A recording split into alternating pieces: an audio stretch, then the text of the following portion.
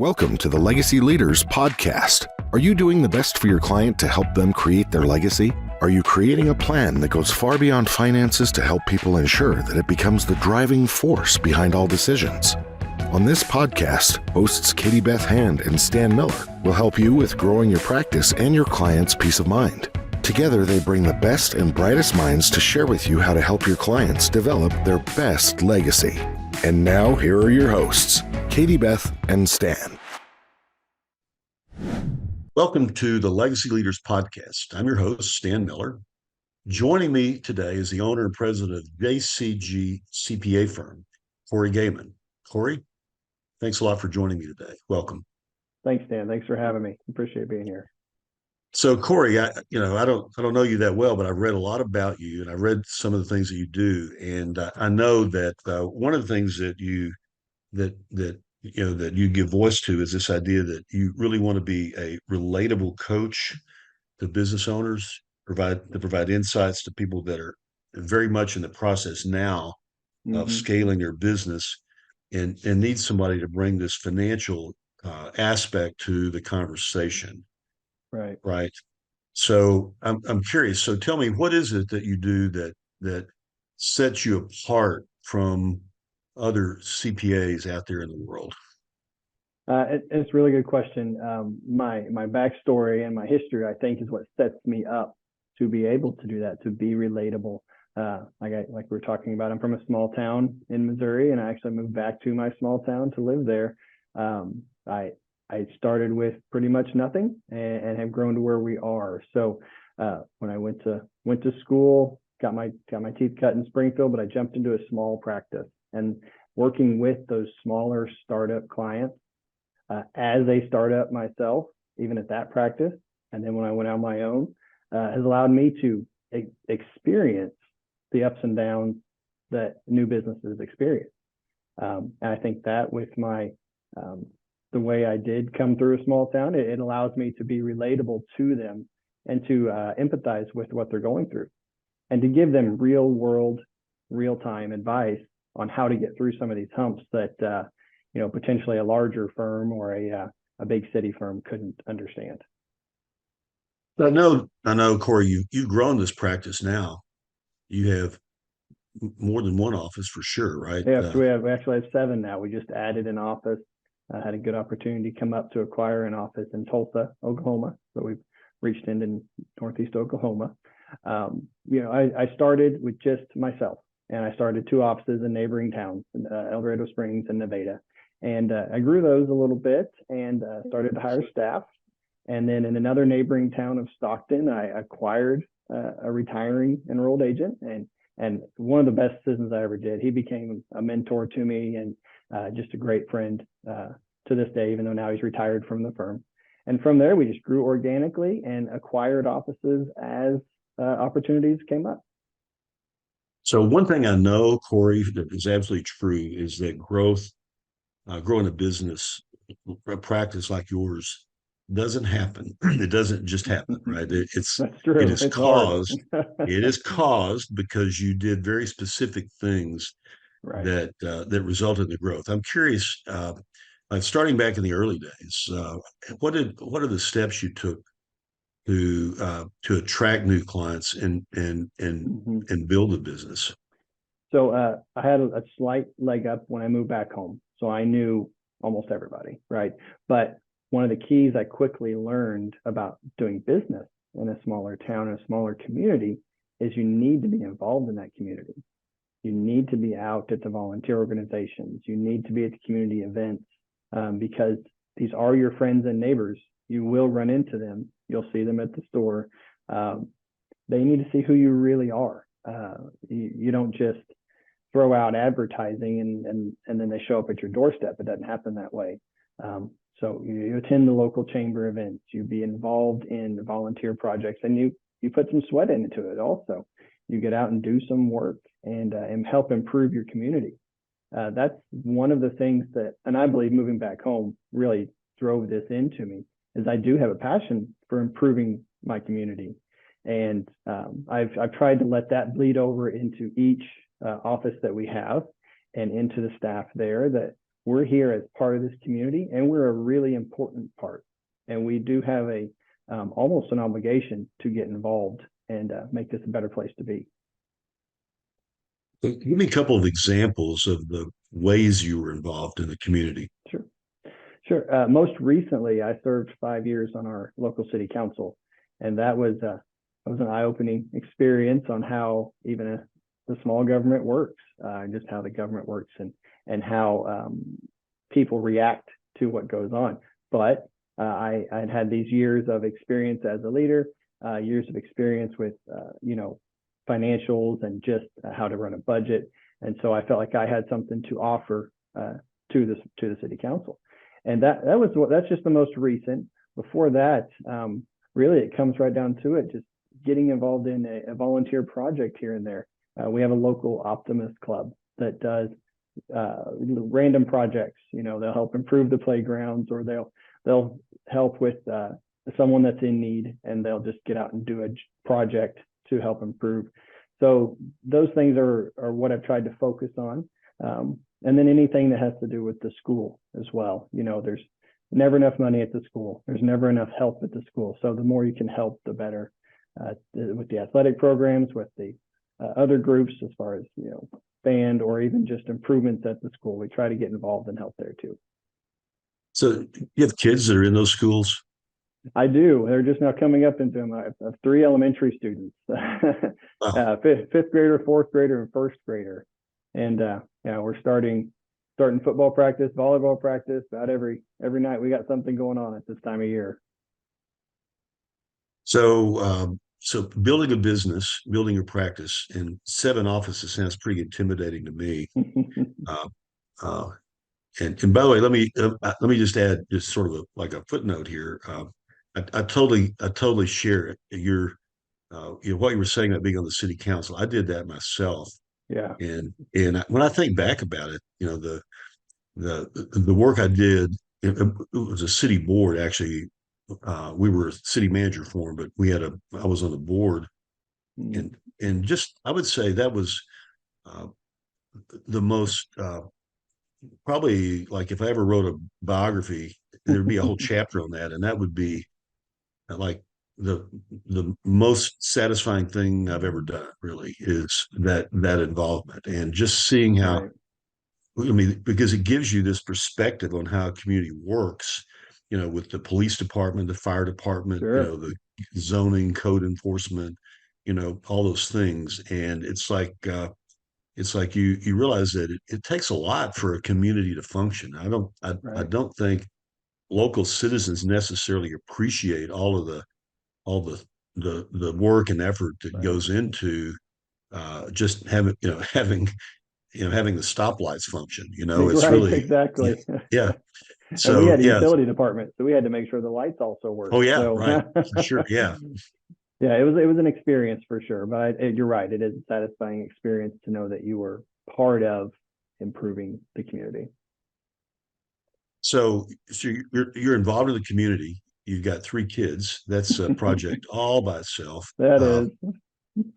But another thing is really important, I think, in certainly in our professional practice, absolutely certainly true in your professional practices, staying on the cutting edge of Right.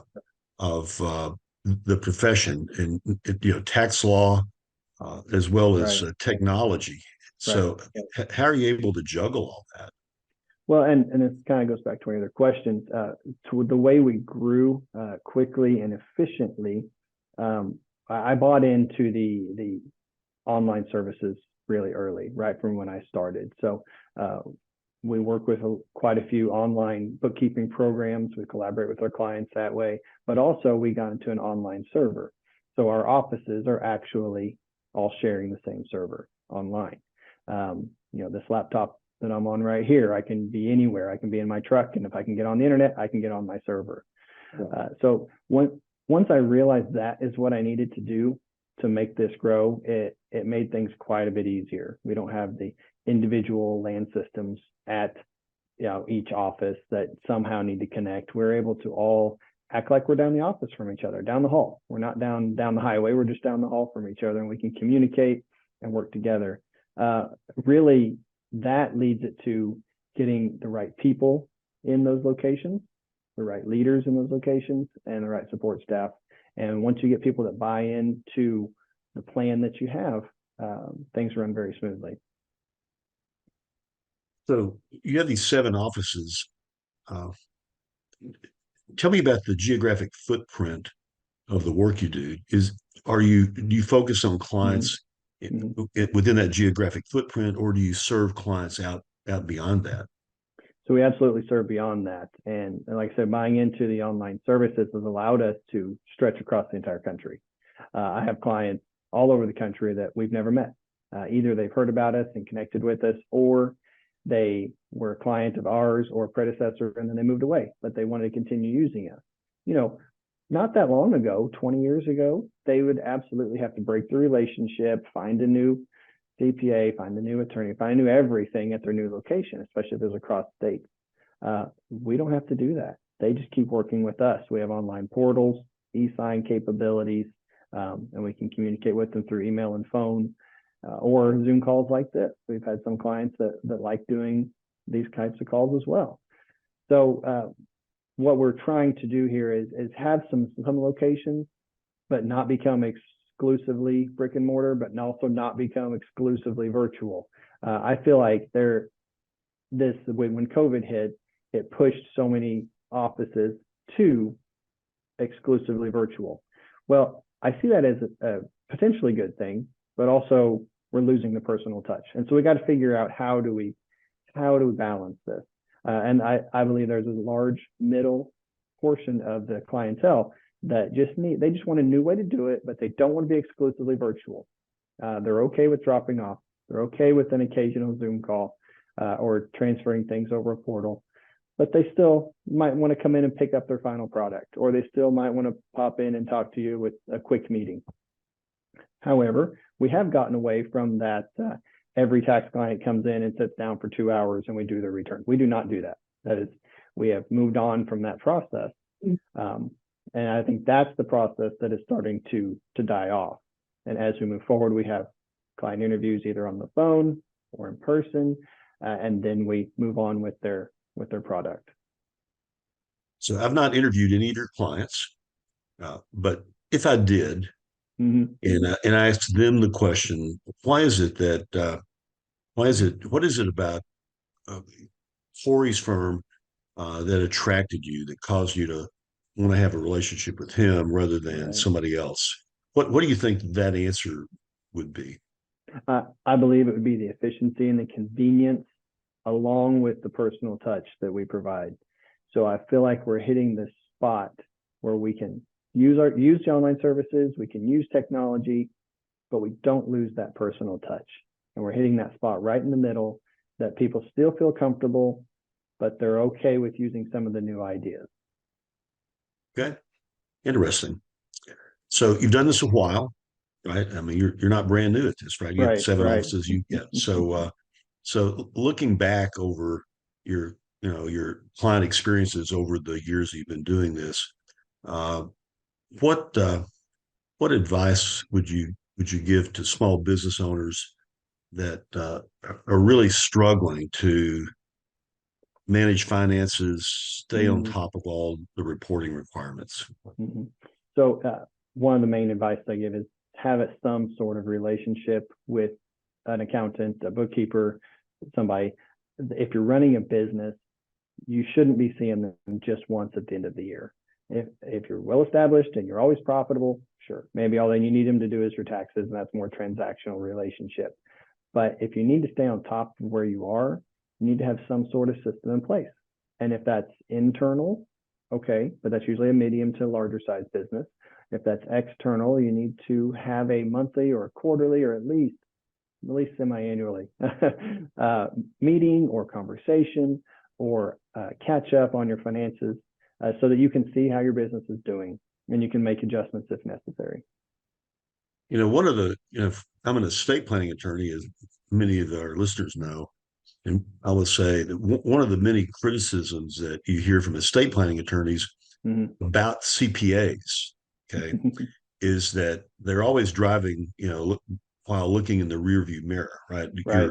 Everything's retrospective. Sure. So, and as we know, by the time you get to reporting time, uh, it's next year already, and Right. there's no opportunity to impact Right.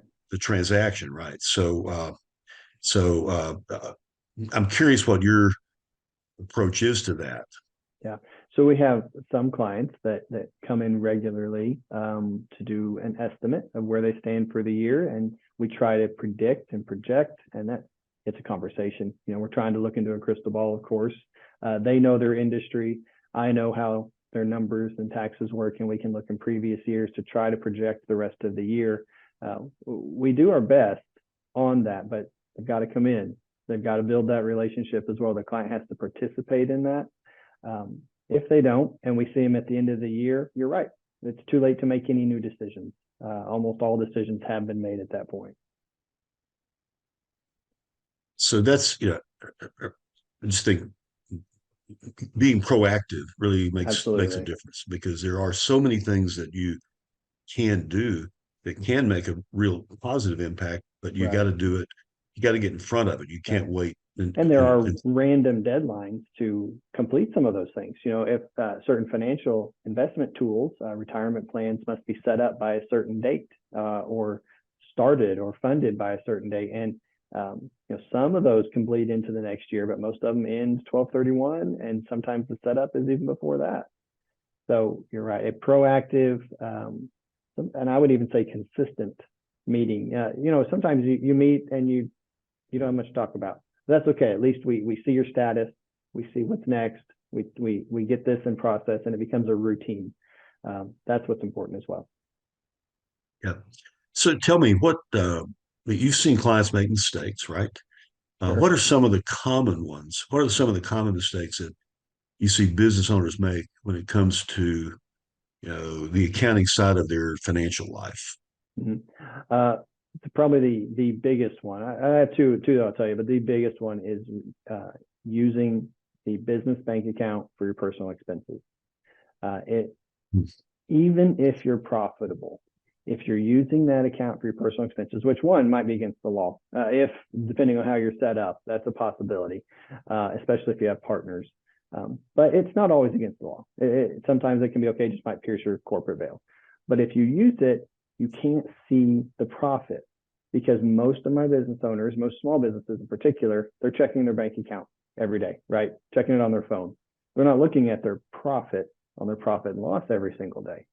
They're only thinking about that bank account balance. Well, if 50% of their expenses are personal, those aren't even making it to that profit and loss. So come the end of the year, if I tell them, you made $100,000 profit, but they see $0 in the bank, they have a hard time equating those two and reconciling how that can happen. We can talk about a cash flow statement, but we both know that's a very confusing document to try to look through. It usually comes back to the distributions that we have on their books. And so if they've done, I've had clients, they'll pay their mortgage through there. They'll pay all of their daily expenses through there. And then I had to show them, look, you just sucked all the profit out and didn't leave any for the business to use.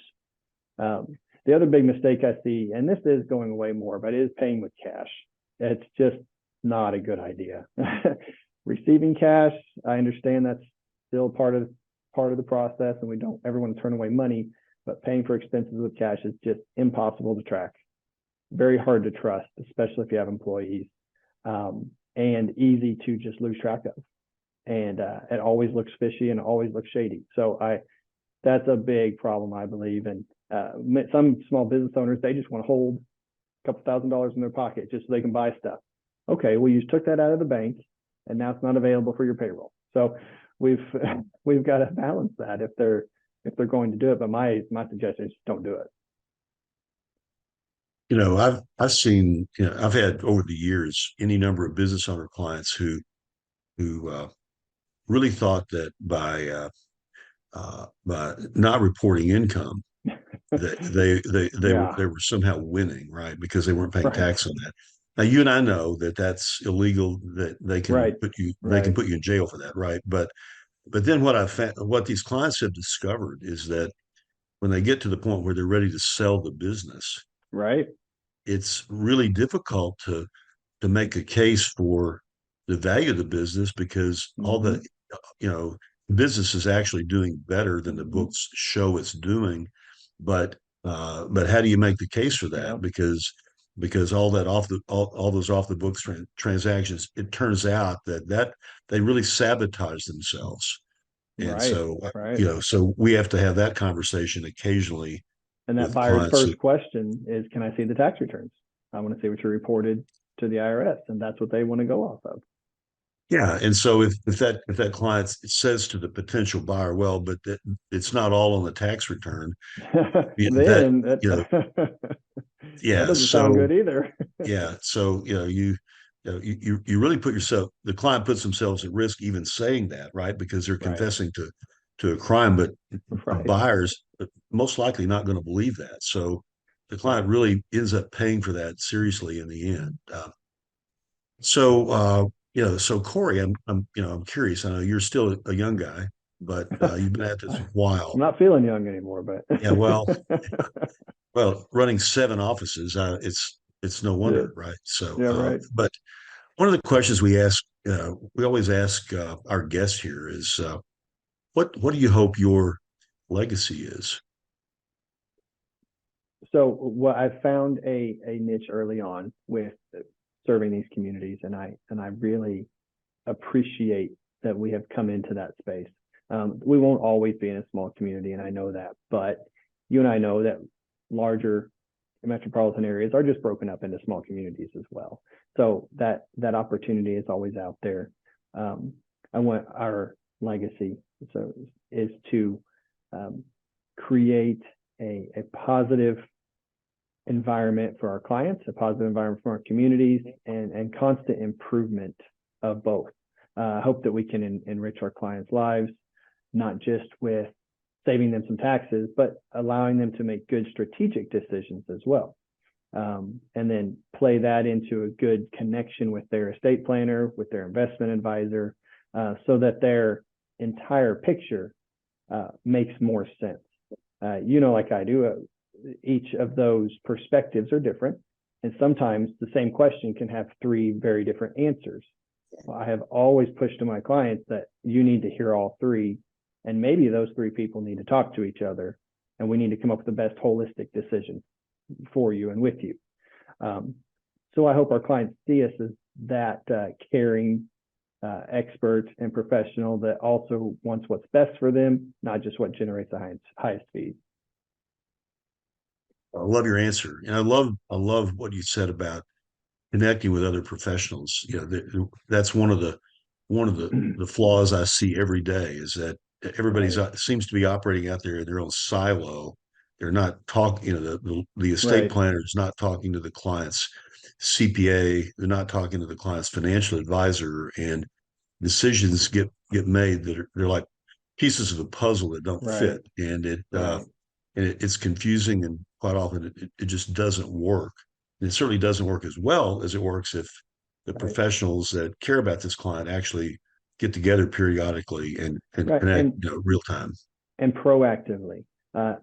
I've experienced most times we're the last one they call, and so potentially they've set up a irrevocable trust and they didn't understand the tax consequence, or they've withdrawn their 401k because their investment advisor said they could and it was high and they wanted the money for something, but they never called us to see if there's a better way to do it or an Right. exception.